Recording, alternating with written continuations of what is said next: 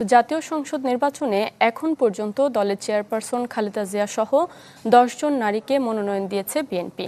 তবে 300 আসনে 5% নারীদের মনোনয়ন দেওয়ার কথা ভাবছে দলটি। এদিকে নারীদের কম মনোনয়ন দেয়া পুরুষতান্ত্রিক সমাজের চিত্রের বহিঃপ্রকাশ বলেছেন রাজনৈতিক বিশ্লেষকরা। শাহনেওয়াজ বাবলুর রিপোর্ট। সংসদে নারীদের প্রতিনিধিত্ব কোনো আমলেই সন্তোষজনক পর্যায়ের ধারে কাছে যেতে পারেনি। রাজনীতির মাঠে নারীদের যতই সক্রিয় দেখা যাক না কেন, মনোনয়ন দেওয়ার সময় পুরুষদেরই বেছে নেয় দলগুলো। তাই তো জুলাই সনদে 300 আসনের মধ্যে 5% নারী প্রার্থী মনোনয়ন দেওয়ার কথা বলা হয়েছে। এ প্রস্তাবে সায় দিয়েছে বিএনপি সহ 27 রাজনৈতিক দল ও জোট। অবশ্য নোট অব ডিসেন্ট দিয়েছে 3 রাজনৈতিক দল ও জোট। 2018 সালের নির্বাচনে 14 জন নারীকে মনোনয়ন দেয় বিএনপি। দলটির সিনিয়র নেতা ডক্টর খন্দকার মোশাররফ হোসেন জানালেন, আগামী নির্বাচনে মোট আসনের 5 ভাগ নারীদের প্রার্থী দেওয়ার কথা ভাবছে তার দল। এখনও আমাদের 63টি আসন খালি আছে। এখানে হয়তো বা আরও নারীরা এখানে আমাদের কনসিডারেশনে আসতে পারে। তবে আমরা এখনও চেষ্টা করতেছি যে কমপক্ষে 5% আসন যাতে করে আমরা নারীদের মধ্য থেকে দিতে পারি। তবে শিক্ষাবিদ ও রাজনৈতিক বিশ্লেষক অধ্যাপক ডক্টর দিলারা চৌধুরী মনে করেন, দলগুলোর নারীদের উপর আস্থা রাখতে পারে না, যা পুরুষতান্ত্রিক সমাজের বৃহত্তর চিত্রেরই বহিঃপ্রকাশ।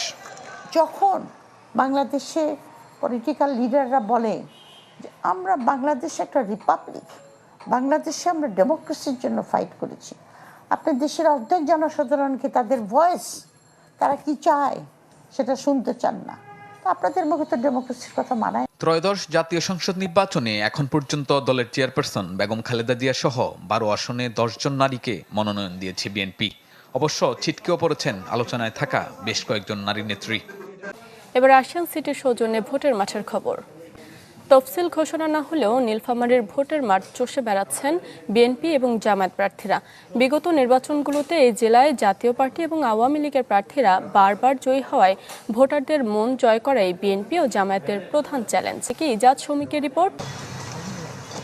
আলুর মাঠে ব্যস্ত কৃষকরা। আর 15-20 দিনের মধ্যে এই সবজি পৌঁছে যাবে রাজধানী সহ সারা দেশে।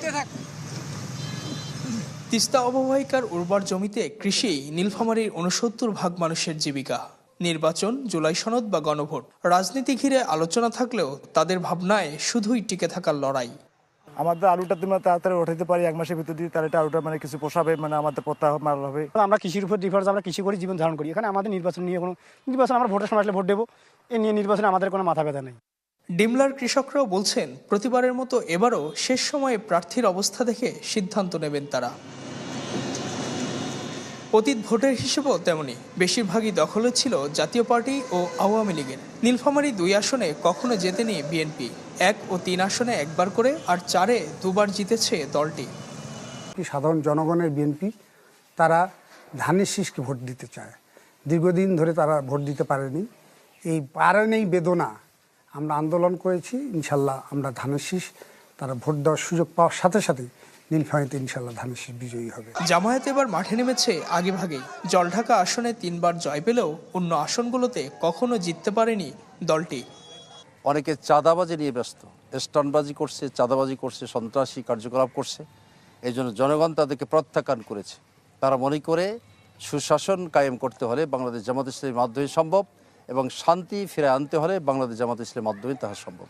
বিশ্বের অনেক মুসলিম দেশে এরকমভাবে কাদিয়ানীদেরকে কাফের ঘোষণা করা হয়েছে। প্রায় 40টিরও বেশি দেশে, পাকিস্তান, সৌদি আরব সহ অনেকগুলো দেশে তাদেরকে অমুসলিম হিসেবে ঘোষণা করা হয়েছে। তা আপনি জানেন যে সৌদি আরবে তাদের একেবারে প্রবেশই নিষিদ্ধ। গাজীপুরের কোনাবাড়িতে বহুতল ভবন থেকে এক নারীর গলা কাটা মরদেহ উদ্ধার করেছে পুলিশ।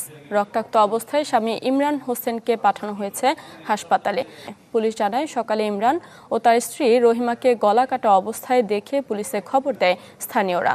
ময়মনসিংহের ইমরান হোসেন স্ত্রী সন্তান নিয়ে ওই বাসায় ভাড়া থাকতেন। পেশায় তিনি একজন কসাই। স্ত্রীকে হত্যার পর ইমরান আত্মহত্যার চেষ্টা করেছে বলে ধারণা করছে পুলিশ। এ নিয়ে রাজধানীর কাউরান বাজারে মিডিয়া সেন্টারে ব্রিফ করছে র্যাব। সরাসরি চলে যাচ্ছে সেখানে। কুমিল্লাকে গত 14 নভেম্বর 2025 তারিখ সকালে একটি বিশেষ অভিযান পরিচালনা করে তার নিজ বাড়ি হতে র্যাব কর্তৃক গ্রেফতার করা হয়। আজকের ব্রিফিং মূলত আসামি প্রেমিকা শামীমা হতে প্রাপ্ত তথ্য এবং যে আলামতগুলো আমরা সংগ্রহ করতে সক্ষম হয়েছি তা সম্পর্কে আপনাদের সম্মুখ অবগত করাটাই আমার মূল উদ্দেশ্য। গ্রেফতারকৃত আসামি শামীমা আক্তার কোহিনুরের দেওয়া তথ্য মতে ও তার মোবাইল ফোন বিশ্লেষণে আমরা জানতে পারি হত্যাকাণ্ডের প্রধান আসামি জরেজের সাথে তার 1 বছরের অধিক সময় ধরে প্রেমের সম্পর্ক ছিল। জরেজ শামীমাকে জানায় তার এক বন্ধুর প্রেমের ফাঁদে ফেলে ব্ল্যাকমেইলিংয়ের মাধ্যমে 10 লক্ষ টাকা আদায় করা সম্ভব, যা থেকে জরেজ 7 লক্ষ টাকা আর শামীমা 3 লক্ষ টাকা ভাগ করে নেবে।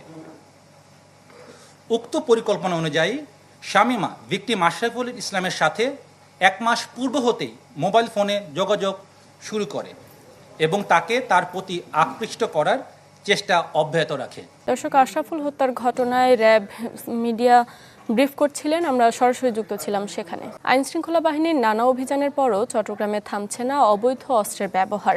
বিভিন্ন সংস্থার তথ্য, কক্সবাজার সহ বিভিন্ন সীমান্ত হয়ে ছোট এবং অত্যাধুনিক সব অস্ত্র ঢুকছে চট্টগ্রামে। গেল বছরের 5 আগস্টের পর অস্ত্র উদ্ধারে অনেক অভিযান করেছে আইনশৃঙ্খলা বাহিনী। উদ্ধার হয়েছে বেশ কিছু অবৈধ অস্ত্র, কিন্তু এরপরও থামেনি অস্ত্রের ব্যবহার, বরং তা আরও বেড়েছে। প্রশ্ন উঠেছে অস্ত্রের জোগান নিয়ে।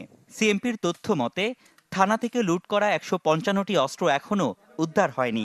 বলা হচ্ছে তার বেশিরভাগই চলে গেছে অপরাধীদের হাতে, সাথে যোগ হয়েছে পাচার হয়ে আসা অস্ত্র।